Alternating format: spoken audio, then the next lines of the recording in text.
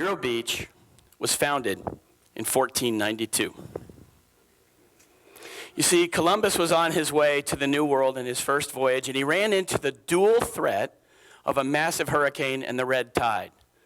Now, not many people know this, but Queen Isabella and King Ferdinand had as a lifelong goal the establishment of a family-themed amusement park in Central Florida. Columbus thwarted those dreams when he dumped overboard cannons and gold and silver coins at the north end of the county, and that's how we became known as the Treasure Coast. At the same time, Queen Ferdinand and the king became the owners of what is now known as the Disney Resort, and so they didn't get the theme park, but they got close. The storm continued to rage.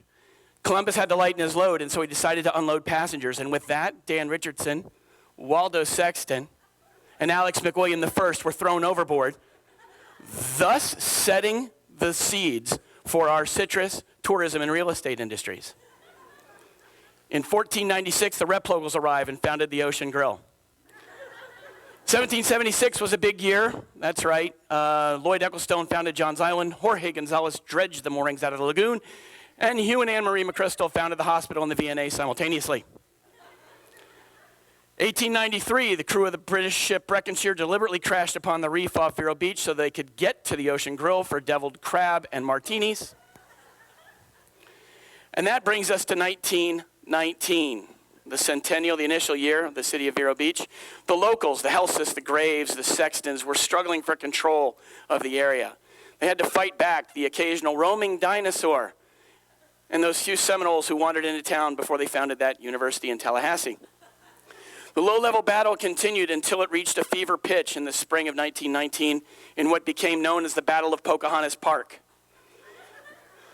14th Avenue was the site of the struggle, and the local forces pushed back hard. In fact, early on, deployed into the battle a large plastic Trojan horse named Patriot and a decommissioned fighter jet. It wasn't enough. They were pushed back their backs were towards the railroad tracks. They reached out to get help from beachside troops, but because the battle was fought 2 weeks after Easter, all the beachside troops had loaded up their wagons on big wagon carriers and departed to the north. The battle might have been lost were it not for the late arrival of 27,000 members of the Schlitt family. Right? So the battle raged on. We fought the battle, we won, and now we're here. In real life. Actually, the truth of it is this is a little known Vero Beach secret. That battle was finally won when a 7-year-old Alma Lee Loy, Joan of Arc style, rallied the troops to victory, pushing the enemy forces and the dinosaurs away. We never had to worry about them again. And Alma Lee is special, right? Because she didn't stop there. In the next 12 months, she went on to become the chairman of the county commission, to win the women's golf championship at Vero Beach Country Club, and to hand build the bridge that now bears her name. So bridges are a remarkable touchstone, aren't they? They'll help us today as I walk through Vero Beach history and the real history of Vero Beach, if you will.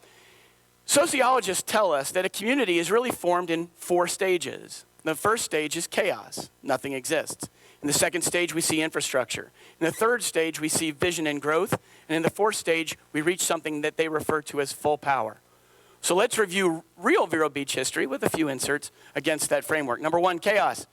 There was nothing. In fact, chaos looks something like this. You'll see we got a nice picture of a boat. Because there were no bridges, there was nothing here. Our area in 1870 was accessible only by boat. The only people who lived here were some Ais Indians, and about 10 billion mosquitoes per acre. Right?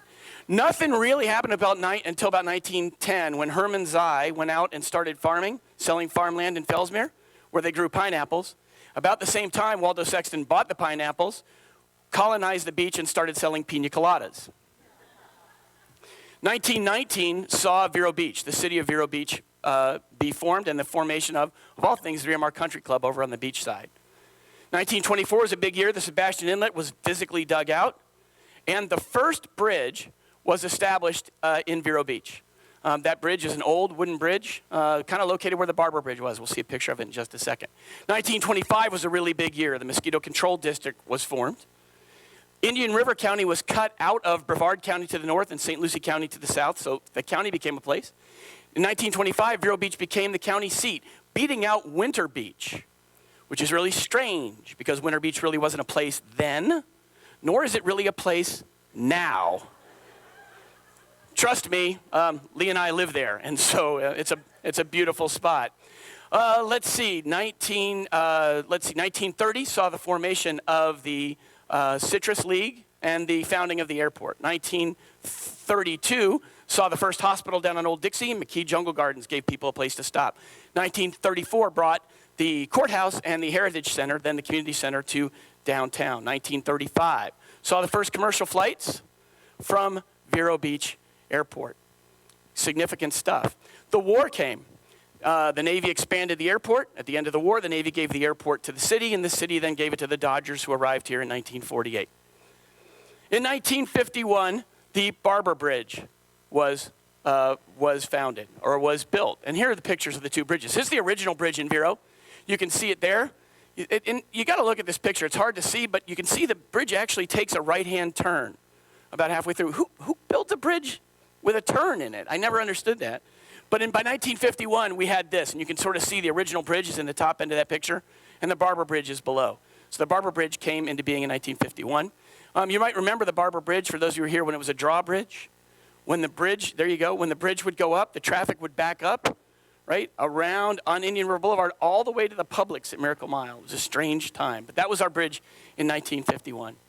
Rounding out the infrastructure phase, if you will, of our town's development, we saw by 1960 the construction of the Miracle Mile Shopping Plaza and the hospital on 26th Street. So by 1960, we pretty much had a lot of infrastructure here in town. We had banks, we had bridges, we had power plants. We had all the things that we needed for day-to-day life. But there was one critical element of infrastructure that was missing, and that was the organization of how we took care of human needs in Vero Beach. And so in 1960, some town leaders, Alma Lee and Dan Richardson, who miraculously had survived the 475 years since he jumped overboard. They founded the United Way, which began to give a structure, if you will, an infrastructure to help coordinate how we meet human service needs in our county. All right, so far so good? That gets us to about 1960. That's the infrastructure phase. As we reach 1960, we get to the vision and growth phase of life here in the county.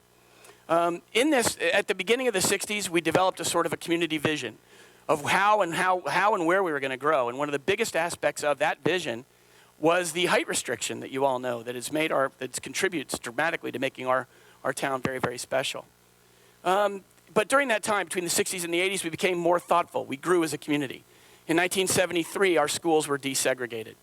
That was a great moment. Actually, 69. In 73, the Riverside Theater was founded. In 1977, it snowed. Really did snow. I saw it. 1978, President Lincoln, of whom Michael spoke so warmly, delivered the commencement address at my graduation from Vero Beach High School. That brings us to 1980, and what's fascinating is the population of Vero had been growing over time. So by 1960, right, we had about 25,000 residents. By 1980, we had about 60,000 residents. So we'd experienced a real period of growth in those 20 years. At the same time, our charitable community, let's take a pause. Let's take a pause and look at where we were going to be in 1980, where we were in 1980. The development on the beach stopped at the two 7-Elevens, if you can picture that. There was really nothing south of the 7-Eleven to the south or nothing north of the 7-Eleven to the north. On the mainland side, Indian River Boulevard ran as far north as 37th Street. No further north than that. Grand Harbor, still on the drawing board, as were all the beachside communities like Sea Oaks and not Grand Harbor, but Sea Oaks, Oak, Orchid, Bermuda Bay, virtually all of those still on the drawing board in 1980. That being said, people could tell that we were poised for great growth in our residents. And between 1980 and 2000, our population nearly doubled again to reach 112,000 by 1980. So 25,000 to 60,000 to 112,000 in 1980. At the same time, our charitable community grew as well. During that period from 1980 to 2000, many of our charitable organizations came to be. 1986 saw the Museum of the Arts be founded. In the mid-1990s, the Indian River Land Trust came into existence. And through the single-handed efforts of my mother-in-law, Tony Robinson, saved the McKee Jungle Gardens and miles of pristine shoreland. Lily, tell Tony I said this, please. We also saw a remarkable number of charitable organizations come out of the ground, new organizations that have made important contributions. Things like Big Brothers Big Sisters, the Boys and Girls Club, the Hospital Foundation, the Johns Island Foundation. And probably the most successful Habitat affiliate almost anywhere in the country is Habitat for Humanity affiliate is based right here in Vero Beach. And that charitable infrastructure grew as well. Alma Lee's Bridge opened in 1979. It took them about 30 years to figure out how to properly name it, sort of in the middle of this period. And then by the end of the period, we needed the Barber Bridge. The new Barber Bridge replaced the old Barber Bridge to handle the large volume of residents that we now had. And so that's where we stood at the year 2000. We had built infrastructure. We had grown dramatically. We had an active number of residents, 112,000. We had an active charitable community as well. All of this had matured to make this a fully visioned and grown community. Now, the sociologists will tell you that there is a fourth stage beyond vision and growth. We go from chaos to infrastructure to vision and growth to something called full power. And what does full power look like? I love this picture of our community. It's a great view. It encompasses a lot. It shows both of our bridges. A community that exists in the full power mode is integrated. It's thoughtful. It works hard to take care of itself and to take care of the people within the community. Why? We aren't building infrastructure. We aren't worried about growth as much. We're in a more mature state. And the full power phase is interesting. If you go back to the beginning, to our roots here in Vero, we had the pioneer families. And we all know a lot of the names. I've mentioned some of them here today, but you could add the McWilliams and the Barbers and the Loys. I mentioned the Schlitz, the Richardsons, the Blocks, the Vosells, families that made Vero Beach, and we owe them a lot. In fact, when we describe those families, what we like to say is that they are from here, that they're from here. They're from Vero Beach, right? But we would not reach full power. We would not have the full power mode that we have here with an arts community that's active, with a medical community that is active and growing, with Cleveland Clinic arriving, with the social services community we have taking care of human needs. None of that would exist if it weren't for the contributions of a number of people who've come here in the last 20 or 30 years. People who've arrived here, who've made this place their home and have looked around and said, I want to help make this place special. And I'm going to call those people the come-heres, right? We have from-heres and we have come-heres, and I promise you, ladies and gentlemen, that we would not have the full power mode in the community that we have today if it weren't for the come-heres. And I think we should always remember, as much as we love their arrival in the fall and detest when they leave in the spring, in any event, we should always remember that those contributions are significant and very, very important to who we are as a community. And so here we are. We're all here together, the from-heres and the come-heres. Now, the sociologists will tell you this, that there is a note of warning for communities that are in full power. You see, it's possible to leave full power mode and to return to chaos. How does that happen? Having studied it, the sociologists tell you this. If you are a community that's in full power, the only thing that stands between you and chaos is how well you take care of the needs of the people in your community. Because if you stop taking care of the needs of the people in the community, your full power mode gives way back to chaos. And so we look around and see what are the needs that exist in our community. And ladies and gentlemen, those needs are profound. Now, you may not realize this, but Vero Beach has one of the most remarkable juxtapositions, physical proximity of wealth and poverty anywhere in the world. This was discovered by a company that came here to do demographics for a local bank. The bank asked the question, where should we put our branches so that they'll be close to our customers? And the demographic company came back and reported this. You have the wealthiest people in the country, some of the wealthiest people in the country here. You have some of the poorest people in the country here. And what amazes us is how close those two groups are in physical proximity. In fact, what they said was that there is only one other place in the country where you find the wealthiest of the wealthy as close to the poorest of the poor, and that's on Manhattan Island in New York City, the only other place in the country. We are almost unique in that. We have real challenges. There are about 700 people that are permanently homeless here in Vero Beach. Another 130 are couch surfers and don't know if they're going to go to sleep. They find a couch with a friend or a relative. There are 980 homes here that don't have full heat. There are 150 that don't even have working plumbing. Think about that. 80% of our homelessness comes from financial reasons, And 50% of the babies born at any River Medical Center are born to families who rely on Medicaid for their medical care. The human needs in this county are profound, and they're real, right? And chaos can ensue from our beautiful full power community if we start to turn a blind eye to human needs. You see, once we do that, once we become oriented towards self and we turn away from taking care of others, a rot to our infrastructure begins. It's as though people are pulling at the fabric of the beautiful tapestry we have here and trying to unwind it when we stop taking care of others. You see, because the real infrastructure in our beautiful town is our people. And it's the people who wake up every morning and who worry about how they're going to take care not only of themselves, but of the other people in our community that have needs. See, those people are the real bridges, the real connections between humanity, our community, and need. So I'm going to ask you this. How many people here like living in Vero Beach? Raise your hand. Wonderful. Now I'm going to give you a call to action. I want you to become a bridge builder. I want you to reestablish your connection between you and human need. It'll go like this, just like our community has. You'll see human need. It'll look a little bit like chaos, as it often does, doesn't it? When you see that human need, build infrastructure. Help those people in need. Create a mechanism to help them. As that mechanism grows, you can call other people to your vision, and you can grow that infrastructure to help more and more people. And finally, open the whole thing up to third parties, and you'll reach full power mode.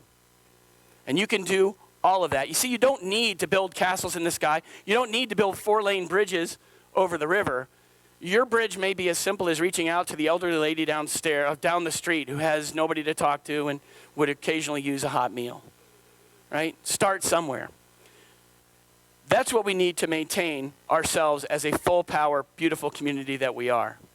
And my hope is, with the help of everybody here in this room, that 100 years from now, at the 100th anniversary of TEDxVero, Michael, we'll be back here, actually we may not, but other people will be back here, to celebrate the fact that this community has continued until its bicentennial year in full power mode. That this community, with its rich, special, crazy history, will continue as a place where people turn away from taking care of themselves and remember to always take care of other people. With that, I'm done. Thank you all for being here. Enjoy the rest of the day. It's been a real pleasure.